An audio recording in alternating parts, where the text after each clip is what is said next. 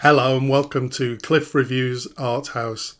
This time I'm going to be reviewing Smile and Smile 2, both directed by Parker Finn. So I'd never seen either of these films and I took the opportunity to have a double bill. The original Smile film on a streaming service and then I saw Smile 2 at the cinema. I've pretty much always avoided horror films. It's probably my least favourite genre. But I've been watching a few more in recent years and I'm realising that I can enjoy a really intelligent horror film. I want to compare the films and it's hard to do for Smile 2 without spoilers. I've got strong opinions. So for this review I'm going to talk about Smile 1 and 2 with spoilers. Be warned if you haven't seen them yet. So let's start with the original Smile film. I enjoyed this much more than I was expecting. There's nothing that original about it. It uses plenty of horror tropes with lots of obvious jump scares, but I thought the story was really good. I love the ambiguity created by the protagonist, psychiatrist Rose.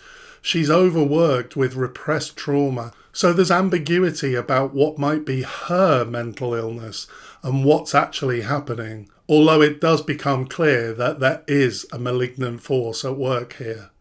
I love how her therapist and the mental health colleagues try and use simple psychological techniques to try and calm her down. She tries to explain the supernatural things that are happening and they think it's just mental illness.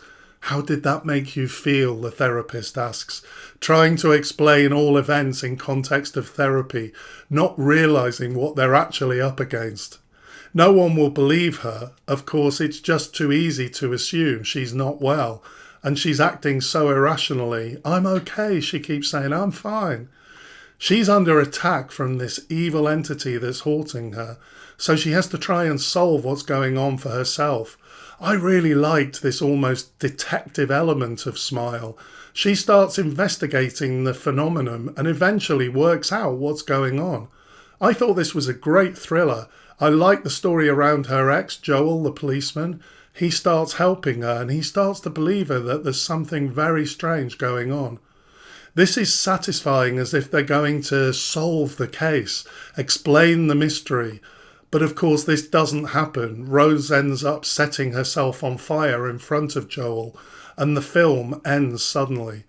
I actually thought this was quite a good ending, even though my expectations were being built up that the mystery may be revealed.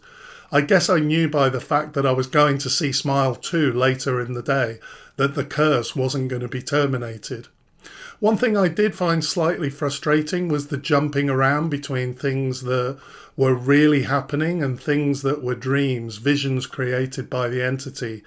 This is a good device for suggesting the story is going in one direction, but then we find out it's a dream and the story goes in a separate direction.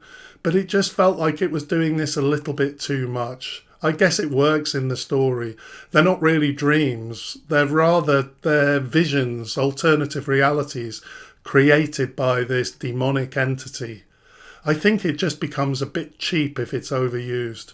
Overall, I thoroughly enjoyed this film and was really primed for Smile 2. I love the fact that we knew that Joel was the next person and I saw that he was in Smile 2. I really love it when films connect with each other like this. So I loved how Smile 2 opened up with Joel and we're told that it's 6 days later. This would make no sense for someone that hadn't seen Smile 1, but I guess there's not too many of these people. I was so disappointed with this film, really disappointed, when Joel was killed pretty much in the opening scene of the film. All the progress that had been made in the investigation was lost in an instant. So I guess this is where my attitude towards horror films comes into play. I enjoyed the investigation, the mystery, the thriller of Smile 1 much more than the horror moments. So I wanted more of that. Instead, Smile 2 focuses more on the horror moments, and perhaps this is precisely what the Smile audience want. But I actually found that Smile 2 was a bit boring compared to the first one. I was engaged in Smile 1 right up until the final scene, whereas the final act of Smile 2 really lost its way, I thought. I just didn't feel the pop star story was as interesting as the psychologist trying to investigate what's going on. As a horror film, it is really well made. In fact, both of the films are really well made. They both have really effective jump scares. Then they're caused not really by scary things, but by loud noises. I did like the sound design of the film. The sound effects of both films are really effective. The other thing that does need to be mentioned is that Naomi Scott in Smile 2 is excellent. In fact, I would say that it's an outstanding acting performance. It's a fantastic role for an actor to show their versatility in displaying such a range of emotional intensities. It's a really captivating performance. Overall, I would definitely recommend Smile 1. I found it a really entertaining film. Smile 2 was just nowhere near as good, and so I did find it disappointing. I'm not sure I'd recommend it unless you're really interested in the horror aspects of a demon that keeps passing from person to person. Thanks for watching, and I'll see you next time.